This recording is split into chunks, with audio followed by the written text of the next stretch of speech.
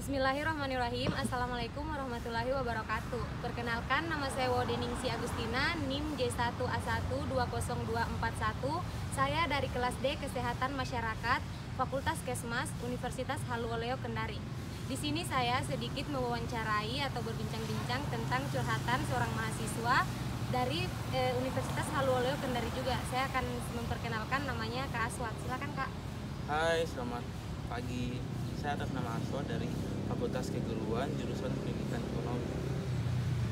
Baik, di sini tema kami yaitu curhatan mahasiswa online di tengah pandemi adanya COVID-19.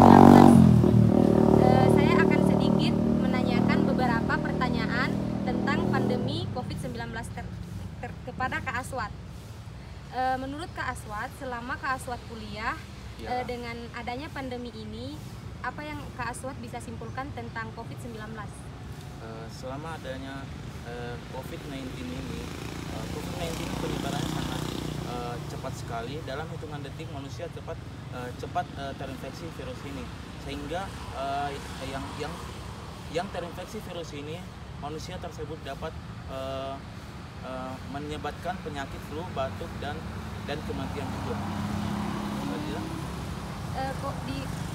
Timbulnya COVID-19 ini, gejala-gejala apa saja yang biasa ditimbulkan dengan adanya ciri-ciri terkena gejala COVID? Gejala terinfeksi virus COVID-19 ini, yang pertama itu manusia tersebut batuk, bersin, dan demam tinggi. Satu lagi yang sangat signifikan terkena virus ini, yaitu yang pertama nafasnya itu pendek. Itu. Perasaan Kak Aswat atau menurut Kak Aswat sebelum adanya COVID ini dan setelah adanya COVID, apa yang Kak Aswat rasakan selama perkuliahan?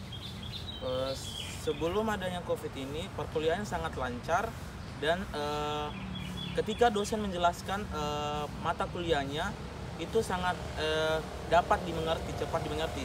Dan setelah adanya COVID ini, sehingga perkuliahan itu sangat tidak signifikan atau sangat tidak dapat mengetahui cepat ketika dosen menjelaskan. Karena kenapa? Karena ketika dosen menjelaskan secara online dan depan mata itu sangat bagus ketika dosen menjelaskan bertatapan muka. Kenapa? Karena mahasiswa cepat mengerti dan bisa mengetahui apa-apa yang dijelaskan dosen. Kalau secara online itu tergantung dari jaringan. Ketika jaringan bagus, maka mahasiswa dapat mengertinya. Itu saja. Tidak seperti kami ya Kak, yang 2020 yang terkena gejala COVID. Menurut Kak Aswat, apa yang harus kita lakukan jika kita memiliki ciri-ciri gejala COVID? Yang dapat dilakukan itu sebaiknya jika terinfeksi COVID-19 ini, sebaiknya isolasi mandiri terlebih dahulu ya, selama 14 hari. Jika belum ada perubahan, maka dapat meminta bantuan kepada ahli medis. Kemudian pertanyaan selanjutnya, apa yang dapat Kak Aswat lakukan untuk melindungi diri dan mencegah penyebaran COVID-19 ini? Ini paling penting, dia cukup bagus. Untuk melindungi diri cukup jaga jarak sekitar 1 meter atau kurang lah. Terus ketika berpergian di luar, sebaiknya memakai masker dan memakai anti apa ya tuh? Yang air itu ya itu. Terus sebelum makan dapat mencuci tangan dulu terlebih dahulu dan menggunakan hand sanitizer ya itu.